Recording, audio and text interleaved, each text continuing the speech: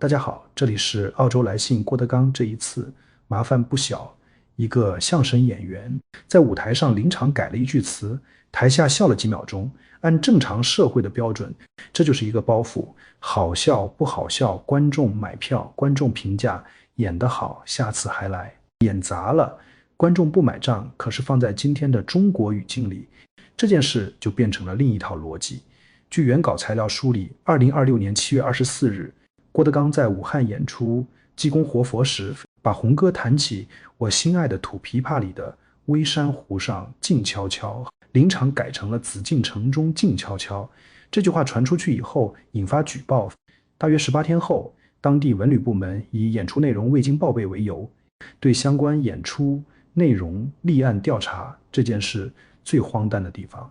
不在于郭德纲说了什么惊天动地的话，恰恰相反，他只是一个很短的舞台现挂。相声讲究现挂，讲究拿现场，拿语境，拿观众反应做文章。你把一个演员所有临场发挥都要求事先报备，那就等于让活的舞台变成死的录音棚，演员不再表演，而是在执行文本，观众不再听相声，而是在旁听一份被批准过的台本。所以这件事表面上看是郭德纲又惹祸了，往深处看是中国公共生活里一个越来越清晰的信号。幽默正在变成风险，笑声正在接受审查，举报正在成为一种社会权利。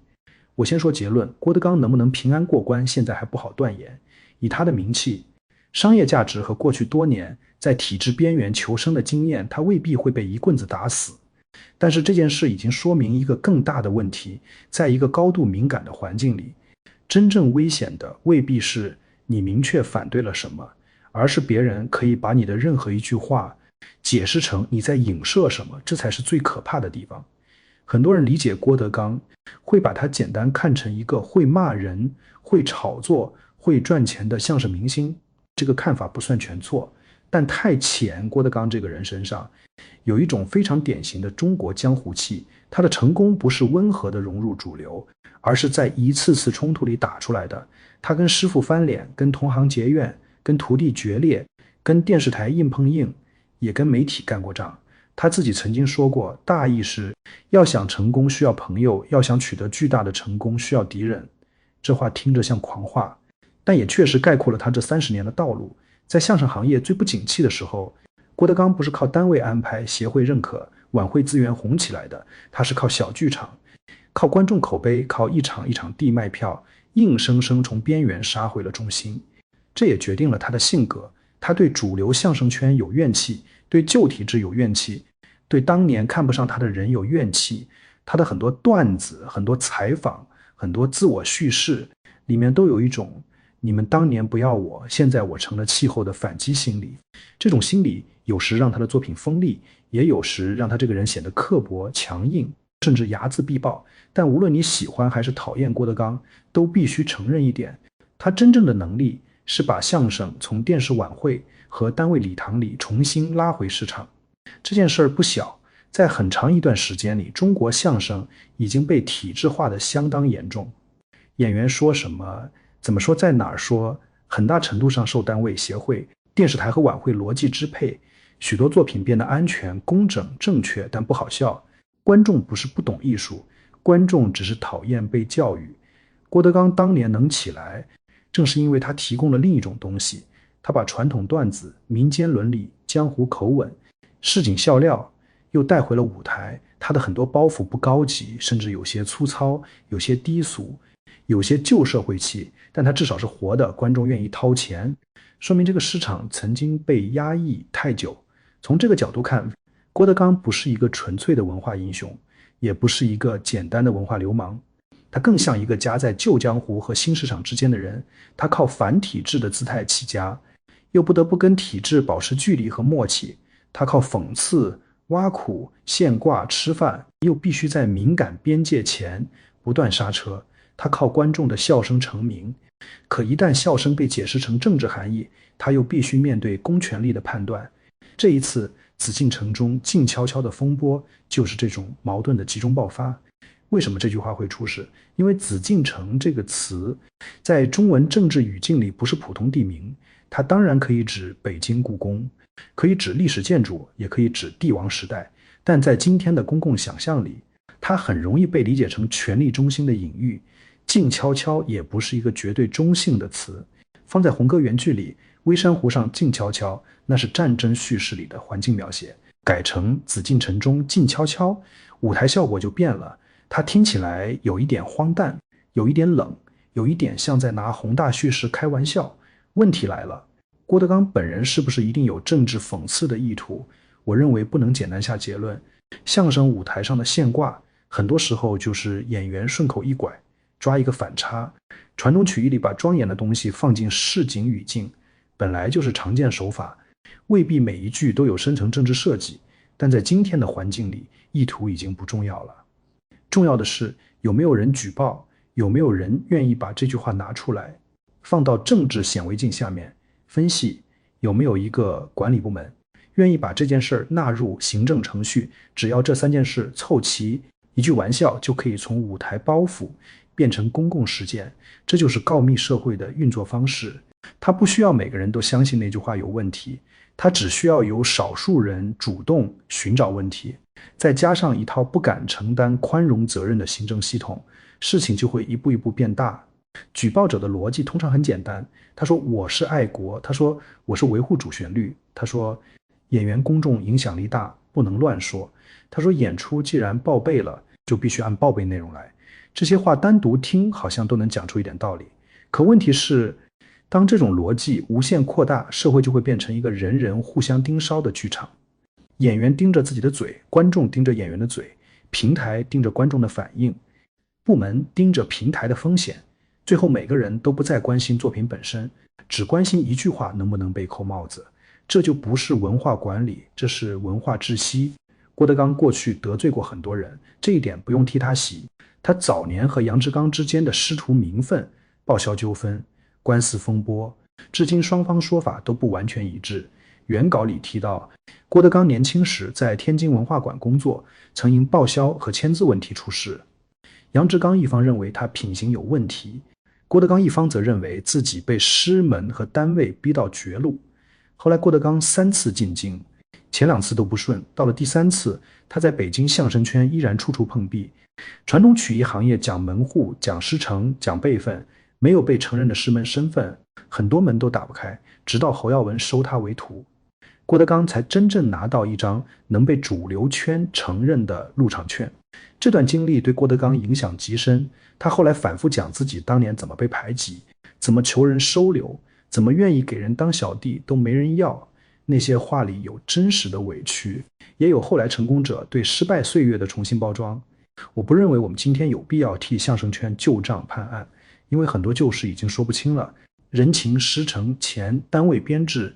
江湖规矩搅在一起，很难用一句谁对谁错讲完。但有一点可以确定，郭德纲是在冲突里长大的，他习惯了把敌人变成流量，把委屈变成段子，把攻击变成自我神话的一部分。过去他面对的是江湖敌人，同行骂他，媒体批他，电视台封他，徒弟反水，师门旧账翻出来，这些都很难看，也很激烈，但他们本质上还是行业内部和舆论场里的冲突。你骂我，我回骂；你不让我上电视，我去小剧场，你说我没规矩；我让观众买票，证明我有市场。可这次不一样，这次站在他对面的不再只是同行，也不只是网友，而是行政权力。当一个演出内容被立案调查，性质就变了。演员再能说，再有观众缘，再有商业价值，也要面对一个最现实的问题：你的生计。你的团队、你的剧场、你的巡演都处在许可证和审批体系之下。市场可以捧红一个人，但许可证可以让一个人突然安静。这就是中国演艺行业的底层规则。你可以红，但不能失控；你可以赚钱，但不能越界；你可以让观众笑，但笑声最好不要让管理者感到不舒服。有人会说，演出本来就要报备，未经报备的内容当然不能随便改。这句话从行政管理角度看，似乎成立，可相声不是新闻联播。相声如果连一个电话、一个现挂、一个临场反应都不能改，那它就失去了最核心的生命力。更关键的是，报备制度本身到底服务于什么？如果它只是为了防止真正的违法内容，比如煽动暴力、诈骗、侮辱具体个人、侵犯隐私，那么社会可以讨论边界。但如果它变成了政治敏感词过滤器，变成了举报者递刀子的入口，变成了管理部门规避责任的工具，那它就会不断扩大。今天查一句改词，明天查一个表情，后天查观众为什么笑。再往后，演员上台前最重要的能力就不是表演，而是自我审查。这不是夸张。这些年中国喜剧行业已经发生过很多类似事件。脱口秀演员因为一个段子被举报，演出公司被重罚，行业迅速降温。很多演员从此不敢即兴，不敢碰现实，不敢碰公共议题。喜剧节目越来越像文字游戏，越来越像安全竞赛。相声本来就比脱口秀更老，更懂规矩，也更擅长绕着说，但当连相声的绕也被放进政治审查框架里，说明审查已经不满足于管理明确表达，而开始管理联想。联想是没有边界的。你说紫禁城，有人可以联想到权力；你说静悄悄，有人可以联想到政治气氛；你唱红歌，有人可以说你不够严肃；你不唱红歌，也有人可以说你不够热爱。到最后，所有表达都会变成风险。这就解释了为什么很多创作者越来越平庸，不是因为中国人没有才华，也不是因为中文不能产生好喜剧、好电影、好文学，恰恰相反，中文社会从来不缺聪明人，也不缺幽默感。民间段子、网络语言、地方曲艺、小说传统都证明中国人非常会讽刺，也非常会讲故事。问题在于，真正有力量的幽默往往一定会碰到现实，他会碰到权力，碰到伪善，碰到荒诞，碰到普通人的苦。如果这些都不能碰，喜剧就只能退回谐音梗、装傻扮丑和低级误会，电影就只能退回安全主题，文学就只能绕着真实生活走。创作者当然可以选择温和，但如果温和不是审美选择，而是生存需要，那这个行业就已经出了问题。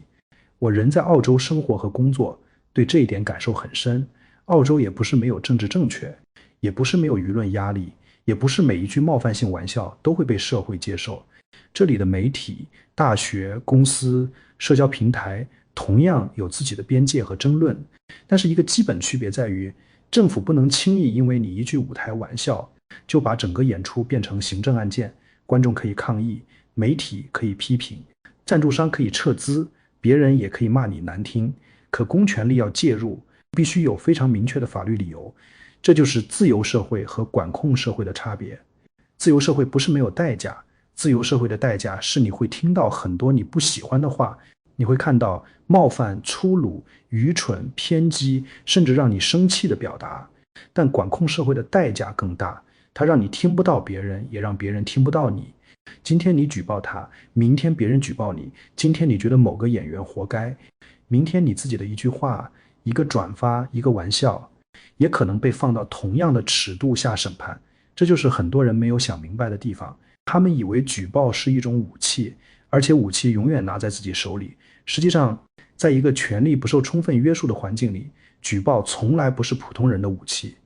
它只是普通人替权力按下按钮，按钮按下去以后，事情往哪里走，不由举报者决定。你以为你只是让对方删帖，结果可能是封号；你以为你只是让对方道歉，结果可能是停演；你以为你只是表达愤怒，结果可能是一个行业开始集体沉默。告密社会最阴冷的一点，就是他把普通人的道德感改造成了审查的燃料。一个人原本可能只是觉得不舒服，听到一句话他不认同，看到一个段子他觉得冒犯，正常社会里他可以反驳，可以批评，可以拒绝消费，可以写文章骂，可以用市场选择表达态度。可一旦他选择举报，他就不再是在和另一个公民争论，他是在邀请权力进场。权力一进场，双方就不再平等，你拥有的不是更强的道理，而是更硬的拳头。中国历史上告密文化从来不是新东西，从帝制时代到现代政治运动，语言罪、文字狱、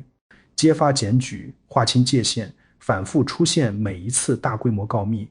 都会摧毁人与人之间最基本的信任，父子之间、师生之间、同事之间、邻里之间原本应该有基本的人情边界，但在高度政治化的环境里，这些边界都会被打穿。一句话可以成为罪证，一本书可以成为把柄，一段聊天记录可以成为立功材料。人就会慢慢学会2件事：第一，不说真话；第二，不相信别人会替自己保守真话。这2件事一旦成为社会习惯，损失就不只是几个演员、几个作家、几个知识分子，损失的是整个社会的创造力和信任能力。为什么文字狱会毁掉一个国家的精神？因为它不是只惩罚已经说出口的人，它真正惩罚的是所有还没开口的人。一个案子出来，10万人沉默，一个演员被查，100个演员开始被告，一个作家被封，1000个作者开始删掉自己脑子里的句子，最后表面上风平浪静，每个人都很正确，每个节目都很安全，每个晚会都没有事故。但这个社会会越来越没有活气，你看不到真正的讽刺，听不到真正的笑声，也很难产生真正能走向世界的文化作品。很多人喜欢拿韩国做比较，这个比较确实刺痛中国人。韩国也有儒家传统，也经历过战争、分裂、威权统治，也有强势财阀，也有很复杂的民族主义情绪。韩国社会一点都不完美，但是韩国文化产业后来能爆发，一个重要前提就是创作者获得了更大的表达空间。他们可以拍军政府，可以拍财阀，可以拍司法腐败，可以拍社会底层，可以把国家最难看的伤口拿出来给全世界看。结果韩国形象没有因此崩塌，相反，韩国电影、电视剧、音乐成了国家软实力的一部分。这背后的道理并不复杂。一个社会敢展示自己的问题，外界反而更容易相信它有自我修正能力。一个社会只允许展示伟大、正确、胜利、团结，久而久之，连本国观众都会失去兴趣。中国不是没有好导演，不是没有好演员，不是没有好编剧，也不是没有好喜剧人。中国缺的是能让他们真正发挥的空间。当剧本最重要的不是人物，而是能不能过审；当演员最重要的不是表演，而是能不能避雷；当导演最重要的不是表达，而是能不能删到安全，那最后出来的东西当然会越来越像流水线产品。郭德纲这件事正好卡在这个问题上，他不是一个纯粹无辜的受害者，他本人也长期在中国式江湖里生存，懂人情，懂权力，懂进退。他的德云社发展到今天也有自己的商业利益，师徒等级、内部规训和舆论操作把它描绘成单纯的自由斗士并不准确。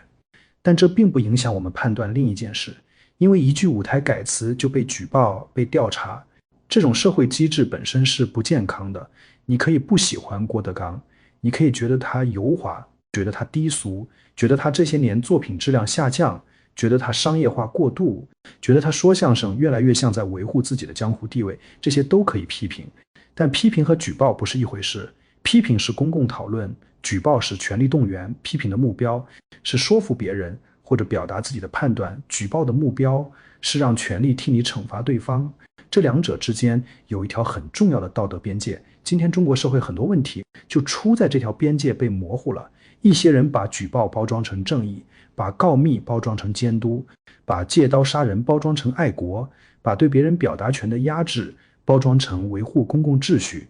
但真正健康的公共秩序不是所有人都闭嘴，真正健康的公共秩序是人们可以表达，可以反驳，可以争论，也可以承担合理后果。这个后果应当来自法律清晰规定，来自市场反馈，来自公共讨论，而不是来自一个随时扩张的敏感体系。这里还要说一个现实问题，为什么很多管理部门愿意处理举报？因为在现行体制下，不处理有风险，处理反而安全。如果有人举报一个演员疑似影射，部门不理会，万一上级问起来，万一网络发酵，万一被扣上不重视意识形态安全的帽子，谁负责？但如果先立案，先调查，先要求说明，至少部门可以证明自己有动作，这就是典型的责任倒挂。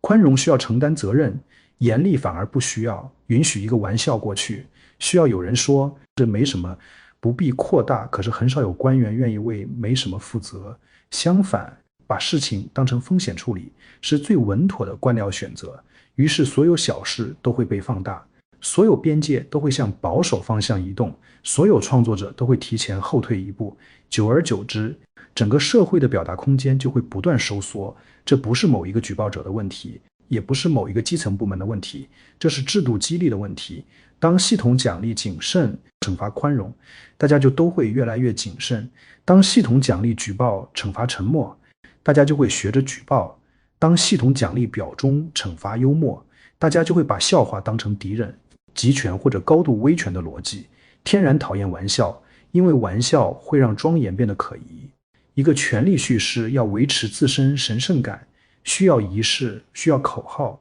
需要整齐划一的情绪。他希望人们在该感动的时候感动，在该鼓掌的时候鼓掌，在该愤怒的时候愤怒，而笑声不听指挥。真正的笑声常常来自反差，来自戳破，来自人们突然意识到某个宏大东西并没有那么神圣。所以权力可以容忍无害的笑，比如装傻的笑、摔跤的笑、谐音的笑、家庭误会的笑，但它很难容忍带联想的笑，因为联想无法控制观众为什么笑，他是在笑歌词，还是在笑紫禁城？他是在笑一个文字游戏，还是在笑权力中心？一旦管理者开始追问这个问题，喜剧就死了一半。演员也会变得越来越像考生，每一句话都要判断出题人的意图，每一个词都要避开可能的陷阱。观众也会变得越来越像监考老师，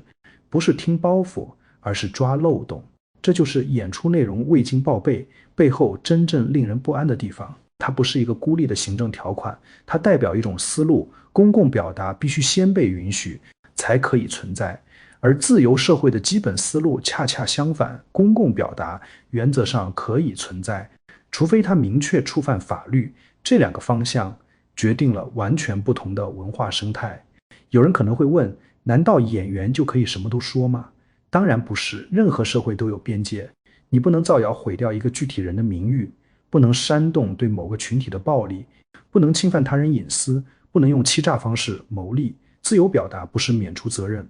但责任必须具体、清楚、可预期，不能因为某句话让人感觉不对，就动用行政权力，不能因为某个词可能影射，就让创作者陷入不确定恐惧。法律如果没有清晰边界，就会变成情绪和权力的工具，而举报者最喜欢的正是这种不清晰，因为边界越模糊，越容易给别人扣帽子。在中国网络上，我们经常看到类似场景，一个人说了句不合时宜的话，被截图；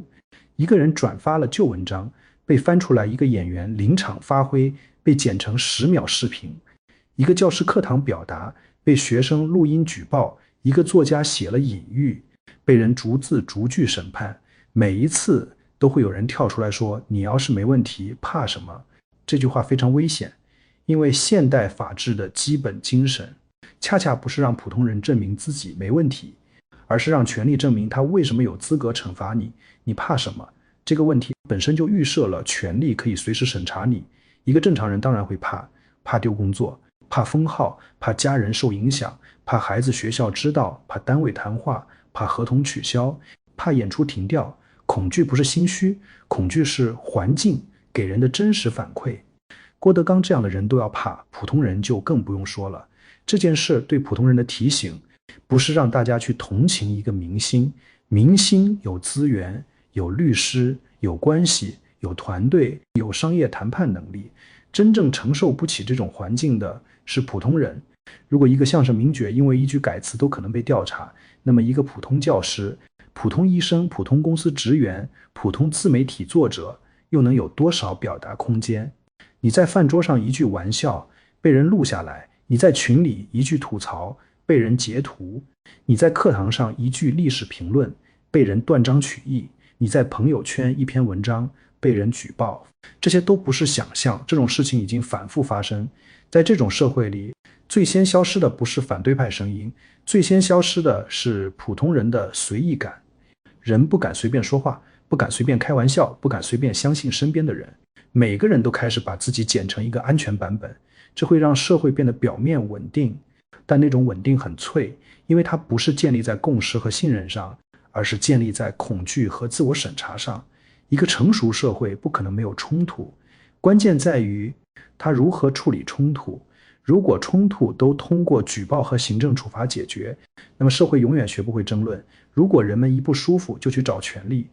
那么公民社会永远长不大真正的公共生活。需要人们有能力面对不喜欢的表达。你不喜欢郭德纲，可以不买票；你觉得他冒犯，可以公开批评；你觉得他艺术上退步，可以写长文分析；你觉得德云社商业化过度，可以用脚投票。这些都是现代社会应该有的反应。但不要因为一句没有具体受害者的舞台玩笑，就希望公权力把他按住。因为你今天按住的不是郭德纲一个人，你是在帮一个规则获得合法性，这个规则以后也会按住别人，甚至按住你自己。说到这里，我们还要回到郭德纲本人，他为什么能在中国文化市场里活这么久？一方面是因为他有本事，他的传统功底、节奏、语言密度、控场能力，在同行里确实突出。你可以不喜欢他的风格，但不能否认他对观众反应的判断非常敏锐。另一方面是因为他很懂边界。郭德纲嘴上锋利，但他不是不知道现实，他可以骂同行，可以讽刺行业，可以拿江湖恩怨做戏，但他通常知道哪些地方不能真正碰。他这些年能把德云社做成这么大的商业机器，说明他并不是一个只会莽撞的人。正因为如此，这次风波才更值得玩味。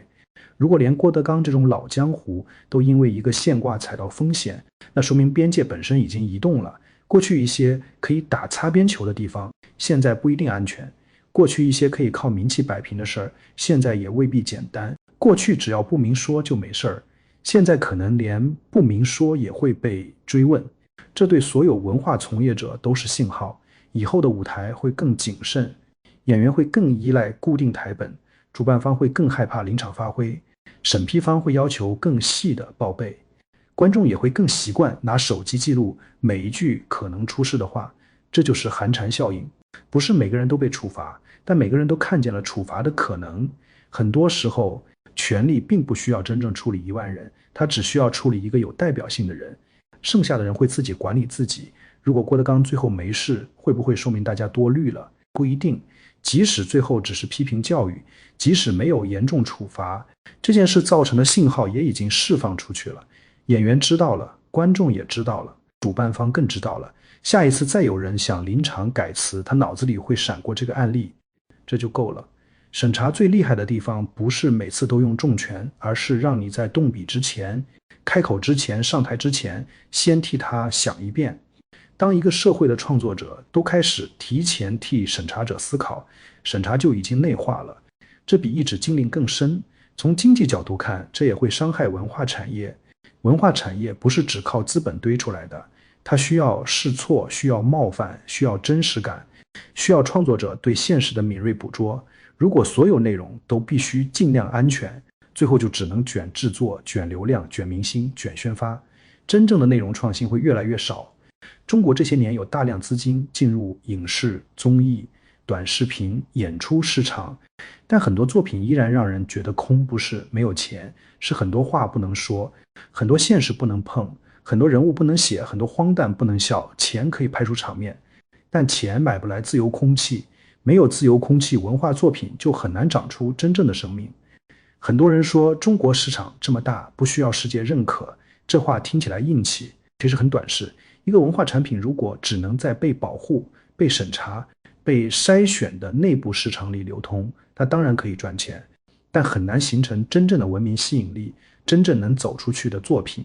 往往不是最正确的作品，而是最真实的作品。真实会让人不舒服，但真实也让人相信。这就是为什么很多中国观众明明生活在中文世界，却愿意看韩国电影、美剧、日剧，甚至看海外华人的评论节目。他们不是不爱中文，他们是想看更接近真实生活的表达。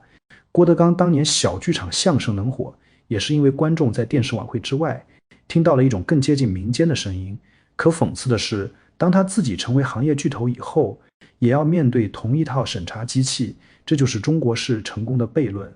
你可以从缝隙里长出来，但当你长大以后，缝隙也会开始收紧。一个人越有影响力，越不再只是个人，他说的每一句话都可能被解释成社会影响。他越红，就越容易成为靶子，有人举报他。未必只是出于政治敏感，也可能有同行恩怨，有粉丝对立，有流量算计，有人想看热闹，有人想借机踩一脚。这也是告密社会的另一个特点，它给私人恩怨提供了公共包装。你讨厌一个人，正常情况下只能批评他，但在敏感体系里，你可以把私人讨厌包装成政治正确。你可以说他不尊重红歌，你可以说他影射权力，你可以说他伤害感情，你可以说他造成不良影响。这些词非常好用，因为它们大而空，难以反驳。被举报者要证明自己没有影射，几乎是不可能的。你说我没有这个意思，对方说你就是暗示，你说我只是开玩笑，对方说严肃题材不能玩笑，你说观众只是笑语言反差，对方说观众笑说明影响恶劣。这就是语言审判最荒唐的地方，它不审事实，它审动机，而动机可以被无限想象。在这种环境下，最聪明的人会选择沉默，最油滑的人会选择表忠，最无聊的人会选择安全，最阴暗的人会选择举报。最后真正受伤的是那些还想认真说话、认真创作、认真开玩笑的人。我知道很多观众对郭德纲的观感很复杂，有人觉得他当年确实救了相声，有人觉得他后来越来越江湖化，越来越商业化，有人喜欢他的传统功底，有人反感他的师徒等级、伦理包袱和饭圈化运营。这些评价都可以同时成立。一个人成就大，不代表他没有问题；一个人有问题，也不代表他就活该被不合理的权力机制处理。成熟的判断就是能把这两件事分开。我们可以批评郭德纲的低俗，但不能支持用审查来惩罚低俗。我们可以批评郭德纲的江湖气，但不能支持用举报来解决江湖恩怨。我们可以不喜欢他的政治暧昧和商业算计，但不能因为不喜欢就把公权力请进剧场，因为公权力一旦进了剧场，最后台上台下都不会自由。这件事还有一个很值得观察的地方，就是公众对举报者的态度。这些年，每当类似事件出现，网上并不是所有人都支持举报，相反，很多普通人对告密行为有本能反感。这说明中国人的道德直觉并没有完全消失，多数人心里其实知道，看到欺凌、诈骗、暴力犯罪，报警举报是保护受害者，但因为一句话、一个笑话、一段表演就把别人送进权力程序，这不是保护受害者，这是制造受害者，两者差别很大。前者是在阻止具体伤害，后者是在扩大抽象恐惧。一个文明社会当然需要举报违法犯罪，但一个病态社会会把举报变成政治表忠和私人报复的工具。判断差别的关键是有没有具体受害者，有没有明确违法事实，有没有成比例的处理方式。如果这些都没有，只剩下我觉得不舒服，我觉得不尊重，我觉得可能影射，那就不应该动用公权力。在澳洲，很多时候我也会看到让我不舒服的表达。有人在议会里讲很难听的话，有人在节目里开很冒犯的玩笑，有人在抗议现场举我不同意的标语。有时候我也会皱眉，甚至觉得这人水平很低，但我不会希望政府因为我不舒服就让他闭嘴，因为我知道只要这个原则成立，下一个闭嘴的人可能就是我。自由不是指保护我喜欢的话，自由真正的价值是保护那些我不喜欢但还没有构成具体伤害的话。这句话说起来容易，做起来很难，因为人天生都希望自己的价值观占上风，但现代法治和自由民主的意义就在于给这种冲动设限。你可以厌恶，你可以反驳，你可以抵制，但你不能轻易要求国家机器替你消灭对方的声音。这条线一旦守不住，社会就会不断向恐惧滑落。回到郭德纲，他这次是否还能过关，取决于几个因素。第一，事件是否继续发酵，如果舆论很快降温，管理部门可能会选择低调处理，批评、约谈、整改、内部要求都有可能。第二，上级如何定性。在中国行政体系里，基层部门的处理往往会看更高层的风向，如果上面觉得不宜扩大，事情就可能收住；如果上面觉得需要立规矩，结果就会严厉得多。第三，郭德纲和德云社的现实价值。德云社是成熟商业品牌，有大量演出、就业、税收和观众市场。对地方文旅经济来说，这不是一个无足轻重的小团体。现实利益有时会让处理方式更谨慎。第四，郭德纲自己的姿态。怕如果公开强硬反击，风险会上升；若选择解释、认错、配合、降温，可能更符合他的生存逻辑。以我对中国演艺行业的观察，他大概率会努力把事情控制在行政和舆论层面，不让它变成更高规格的政治事件。但即便他过关，也不是胜利，因为真正输掉的是舞台本身。一个演员从此知道，他不能只考虑观众笑不笑，还要考虑举报者怎么剪辑，部门怎么理解，平台怎么风控。一个行业从此知道，临场发挥不是艺术能力，而是潜在事故。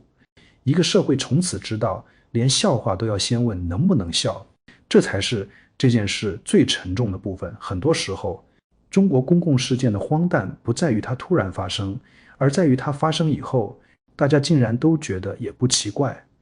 一个相声演员因为一句现挂被调查，很多人的第一反应不是震惊，而是分析他会不会被封杀，谁在背后举报，哪句话踩了哪条线，这说明我们已经适应了不正常。当不正常变成常识，社会就进入了更深的麻木。所以我不想把今天这期节目做成郭德纲八卦。郭德纲的江湖恩怨当然有戏剧性，师徒名分，同行排挤，德云社崛起，徒弟出走，媒体大战，每一段都能讲很久，但那些终究是人物故事。真正值得讨论的是一个社会如何对待一句玩笑。如果一句玩笑需要被立案调查，这个社会的自信就很有限。真正自信的权利不怕被笑，真正成熟的社会也不会因为一个演员改了句词就如临大敌。相反，越是不自信，越需要严肃；越是害怕被看穿，越不能容忍幽默；越是缺少合法性，越要把仪式、口号、歌曲、符号都神圣化。可问题是，越神圣化，越容易变得可笑。因为普通人生活里的真实感，迟早会和宏大叙事发生冲突。人们不是机器，人会累，会烦，会怀疑，会在荒诞面前发笑。你可以压住笑声，但你不能消灭荒诞。你可以处罚演员，但你不能让所有人真心相信，这很正常。郭德纲这次的麻烦，表面上是一句紫禁城中静悄悄，但真正静悄悄的，可能是更广阔的公共空间。很多人不说话了，很多创作者不冒险了，很多观众不敢公开笑了，很多话题还没有开始就已经在脑子里被删除了。这种静悄悄比舞台上的一句改词更值得警惕。当然，我也不认为中国社会会永远这样，人对自由表达的需要不会因为审查就消失，幽默感也不会被制度彻底消灭。越是高压的环境，民间越会发展出隐语、反讽、黑话和绕弯子的表达。但是这种表达会越来越累。正常社会里，一个笑话就是笑话；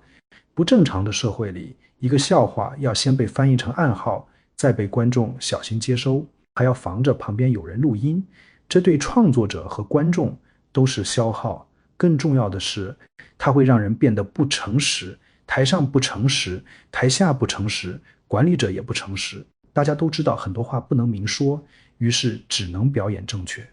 久而久之，社会公共语言就会烂掉，词语不再用来表达真实，而是用来避险。掌声不再代表认同，而是代表安全；笑声不再代表轻松，而是代表冒险。这才是文化衰败的开始。我希望很多年以后，人们回头看郭德纲这段10几秒的视频，会觉得荒唐，不是觉得郭德纲荒唐，